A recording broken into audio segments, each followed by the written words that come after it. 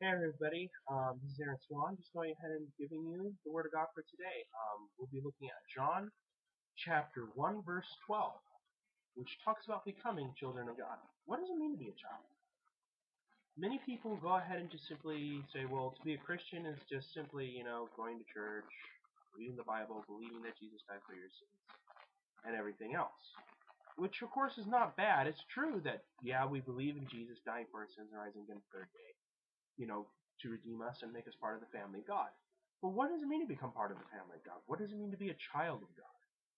We'll be taking a look at that today and what the child of God receives because of what Jesus did for them. Now, the book we'll be looking in, of course, like I said, is John. And in the Gospel of John, John goes ahead and lays out an argument against Gnostics that basically declares Jesus to be God in the flesh. But during that time period, many Christians were struggling with this heresy. So they're just like, John, we're having a hard time with this. What do we do? And he's just like, hey, here's the truth. Jesus died for you. Okay? And he rose again on the third day for you. And he's now made you part of the family and inheritance of God. Now the question becomes, what is this inheritance?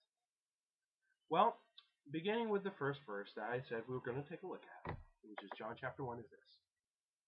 But to all who did receive him, who believe in his name, he gave the right to become the children of God. Of course, just like we all know, you believe, you're saved.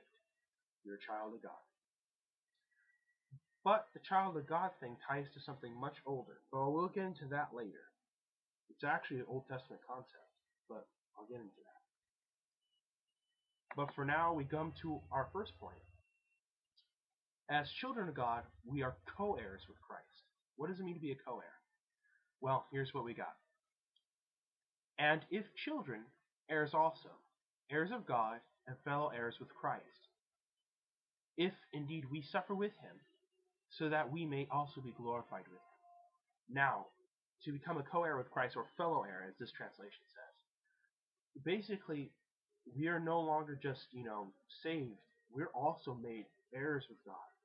I mean, heirs with Christ. Let's get that right. Heirs with Christ. Because, Christ died for us. He's the first fruits of us all. So now, we become part of this, how can I put this? Part of this family of God. And becoming part of his family, now we actually rule and reign with Jesus.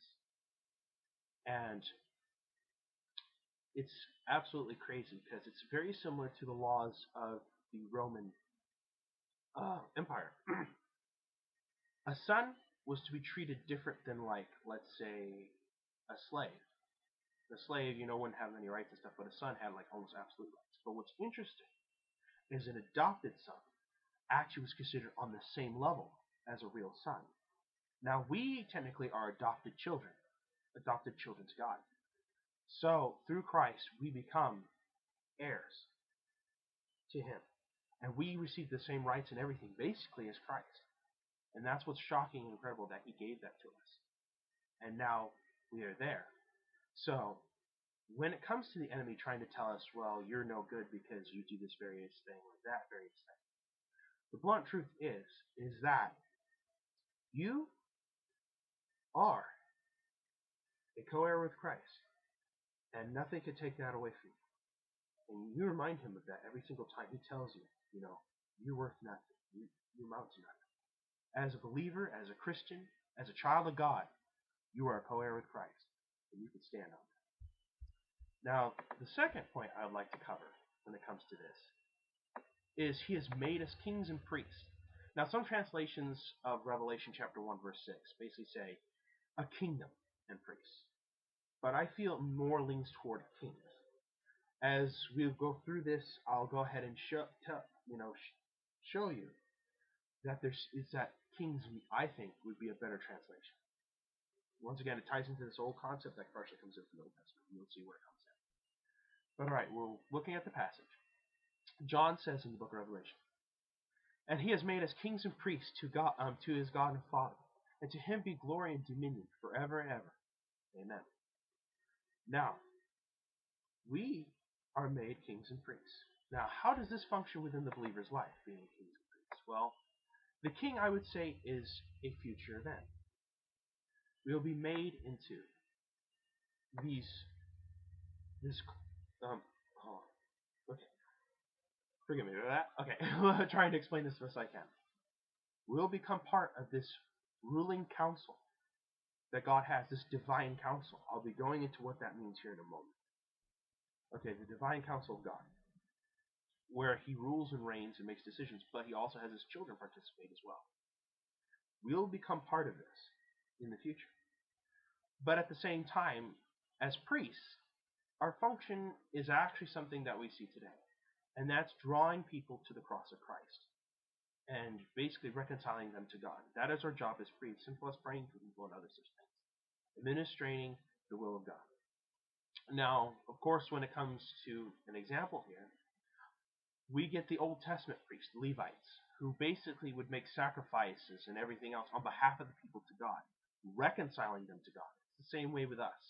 We go ahead and pray on the behalf of lost people. We reach out to lost people, and we try to win them over to the Lord. That is our mission as priests and stuff here on the earth. But becoming a king, like us being kings, queens, rulers with God, this is what's interesting. When we hear Jesus listed in Revelation, we hear him listed as the King of Kings. Okay. What makes things very interesting is the King of Kings is not just a Bible title. It was actually used in the Middle East of ruling emperors who ruled over various kings.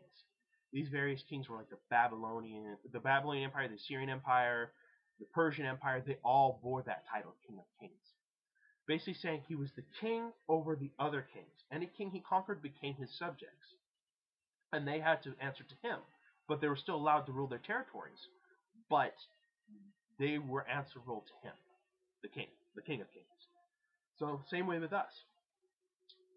But instead of through conquest and bloodshed and all that horribleness, Jesus, through his gift of salvation, becomes our king. And we become kings with him. And under him do we rule and reign. So it's not on our own authority, it's on his authority. It's under his authority that we have the right to rule and reign.